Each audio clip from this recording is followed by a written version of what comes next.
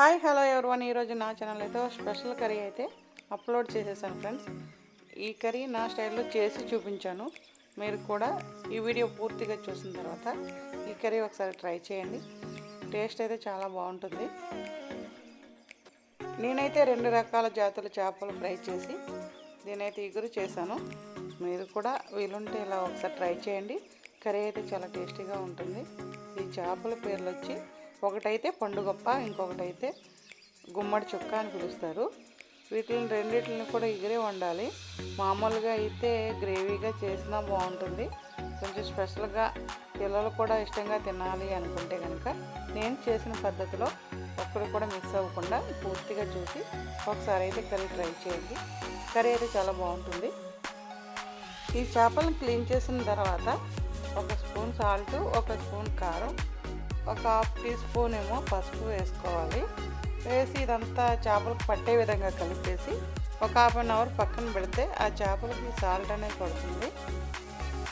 ఏ curry చేసినా కానీ కరెక్ట్గా ఎక్స్ప్లెయిన్ చేయకపోతే కనుక మీరు ఈ వీడియో చూసినా ఆ కర్రీ ఎలా ఉండాలో తెలియదు. కాబట్టి ప్రతిదీ పిన్ టు పిన్ చెప్తున్నాను అనుకోకుండా నేను కర్రీ ఏ రకంగా అయితే చేశానో మీరు దాన్ని అబ్జర్వ్ చేసి ఒకసారి మీరు కూడా నేను చేసినట్లు ఒకసారి ట్రై చేయండి.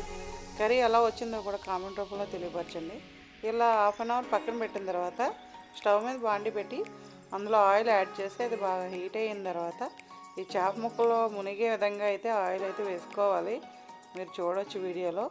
అది బాగా హీట్ అయిన తర్వాత ఈ కట్ చేసి సాల్ట్ అది కలిపి పక్కన పెట్టినటువంటి చేప ముక్కలను అయితే ఆయిల్లో వేసాను.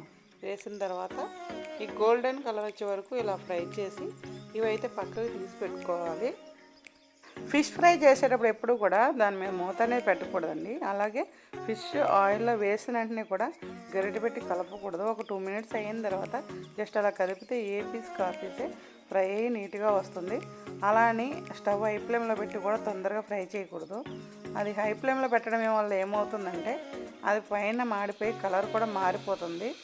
అదే రకంగా టేస్ట్ కూడా బాగోదు. ఫిష్ పైన మాడిపోయి లోపలైతే పచ్చిగా ఉండి టేస్ట్ బాగుండదు. కాబట్టి మీడియం ఫ్లేమ్లోనే ఈ ఫిష్ ఫ్రై అనేది చేయాలి. నా ఛానల్ అయితే ఎక్కువ శాతం సీ ఫుడే దొరుకుతుందండి. కొంతమంది సీ ఫుడ్ చేయడం కూడా సరిగా రాదు. నేను కూడా చాలా కష్టపడి నేర్చుకున్నాను దీన్ని. మా అమ్మగారు అయితే నాకు నేర్పించలేదు. కానీ అంటే నేర్పించలేదు అంటే నేర్పించకూడదనే ఉద్దేశం ఆమెకు కాదు. ఎందుకంటే నా కూతురు వంట చేస్తే ఎక్కడ అలసిపోతుందో అన్న ఆలోచనతో మా అమ్మగారు అయితే ఎప్పుడు నాకు ఏ పని చెప్పేవారు కాదు.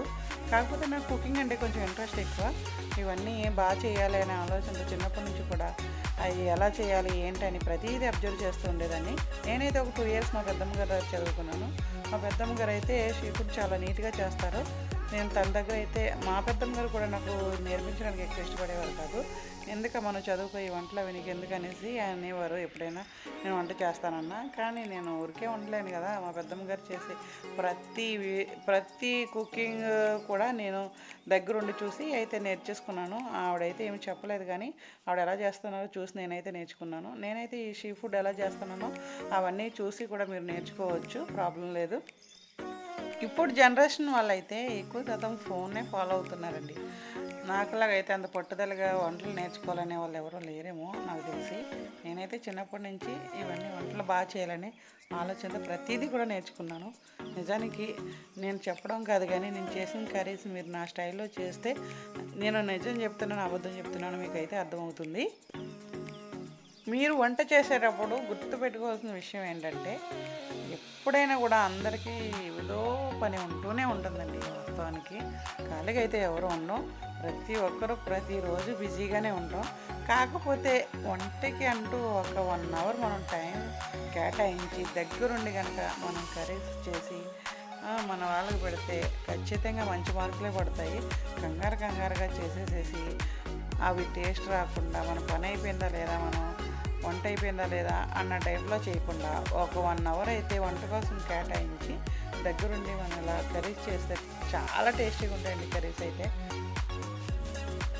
నేనైతే వీడియోలో ప్రతిదీ కొలతలు చెప్పలేనండి. ఎందుకంటే నేను చేసినట్టే మీరు ఆ కొలత ప్రకారమే ఈ ఫిష్ కర్రీ అయితే చేయలేరు కదా. డైలీ వంట చేసే వాళ్ళకి ఒక అవగాహన ఉంటుంది. ఈ చేపలకి ఎంతవరకు కారం పడుతుంది, ఎంతవరకు సాల్ట్ పడుతుందని. అంటే దాని ప్రకారం మీరు కారం సాల్ట్ యాడ్ చేసుకోవచ్చు.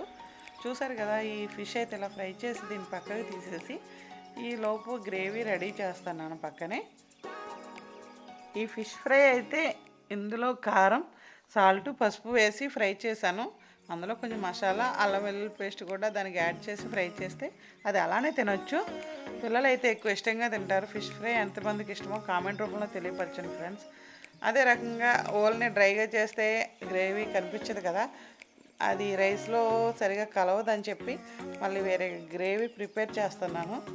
అది ఫ్రై అనేది మామూలుగా చేస్తే కొంచెం రసం పెట్టుకొని ఆ పీస్ అలానే తింటే టేస్టీగా ఉంటుంది.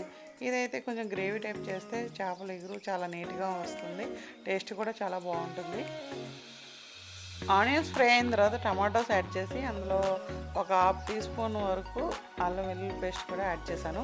కొంతమంది అయితే ఫిష్ ఫ్రైలో కానీ ఫిష్ కర్రీలో కానీ అస్సలు ఈ అల్లం వెల్లుల్లి పేస్టే వేయరు. ఎందుకంటే అల్లం వెల్లుల్లి పేస్ట్ వేస్తే కనుక అది చేప ముక్కలు విడిపోతాయి అని చెప్పి ఒక డౌట్తో వేయరు.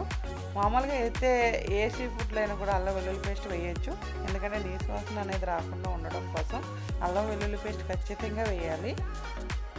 అల్లం వెల్లుల్లి పేస్ట్ వేసినా కూడా చేప ముక్కలు ఏమి విడిపోవు. నేను ఎక్కువ శాతం చేపల పులుసులో, చేపల ఇగురులో కూడా వేస్తూ ఉంటాను. మీరు అబ్జర్వ్ చేశారో లేదో. కొంతమంది అయితే ఈ ఫిష్ కర్రీ చేసేటప్పుడు ఎక్కలేని మసాలాలన్నీ పట్టుకొచ్చి వాడేస్తుంటారండి. నేనైతే ఫిష్కి కేవలం జీలకర్ర, ఎల్లుల్లిపాయ, అదే రకంగా అల్లం పేస్ట్, కొద్దిగా అయితే ధనియాలు వేస్తాను. ఇంకంతకు మించి అయితే ఏమి వేయను.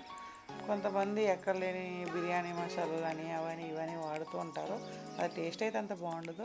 చేపల కూర ఎలాగైతే ట్రై చేయండి, ఖచ్చితంగా చాలా టేస్టీగా ఉంటుంది. చూసారు కదా, ఇవన్నీ ఫ్రై అయిన తర్వాత జీలకర్ర, ధనియా పొడి కొద్దిగా అది కూడా ఫ్రై అయిన తర్వాత ఇలా వాటర్ అయితే యాడ్ చేశాను. చేప ముక్కలు ఆల్రెడీ ఫ్రై అయిపోయినాయి కాబట్టి ఈ వాటర్లో కొంతసేపు ఇవన్నీ కుకింగ్ అయిన తర్వాత ఒక 5 మినిట్స్ కుక్ అయిన తర్వాత ఈ ఫ్రై చేసినటువంటి చేపలు అందులో వేస్తాను. వేసిన తర్వాత జాగ్రత్తగా మీడియం ఫ్లేమ్లో పెట్టి దగ్గరుండే కుకింగ్ చేయాలి, లేదంటే మాడిపోయి టేస్ట్ అయితే మారిపోతుంది. ఈ కర్రీకి కొంచెం ప్రాసెస్ ఎక్కువే కానీ టేస్ట్ మాత్రం చాలా బాగుంటుందండి. పండుగప్పు చేప తెలిసిన వాళ్ళందరికీ తెలుసు ఇది ఏ రకంగా ఉంటుందో. దాని టేస్ట్ ఒకసారి చూస్తే మళ్ళీ మళ్ళీ తినాలనిపించేటువంటి టేస్ట్ అండి. అలానే కాస్ట్ కూడా ఎక్కువే ఉంటుందండి, తక్కువ అయితే మాత్రం ఉండదు. ఇలానే నా ఛానల్ ఫాలో అవుతూ ఉండండి. అలాగే లైక్ చేసి, షేర్ చేసి, సబ్స్క్రైబ్ చేయండి. ఎందుకంటే నేను ఎంతో కష్టపడి వీడియోస్ చేస్తున్నాను కదా, చూసిన వాళ్ళు అలాగే ఊరికే ఉండకుండా జస్ట్ చిన్న లైక్ మాత్రమే నేను మీ దగ్గర నుండి ఎక్స్పెక్ట్ చేస్తున్నాను. నా ఛానల్లో ఏమన్నా మైనస్లో తెలియపరచండి. అదే రకంగా మీకు ఏమైనా కుకింగ్ వీడియోస్ కావాలన్నా కూడా కామెంట్ రూపంలో తెలియపరిస్తే నేనైతే నా ఛానల్లో ఆ వీడియో ఖచ్చితంగా అప్లోడ్ చేస్తాను. ఫైనల్గా అయితే కర్రీ రెడీ అయిపోయింది.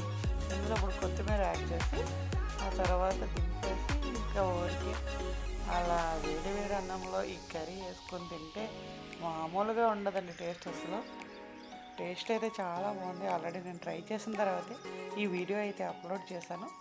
ఫైనల్గా అయితే కర్రీ రెడీ అయిపోయింది, రైస్ కూడా రెడీ అయిపోయింది.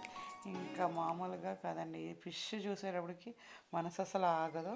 మీరు కూడా ట్రై చేయండి. నా ఛానల్ లైక్ చేసి, షేర్ చేసి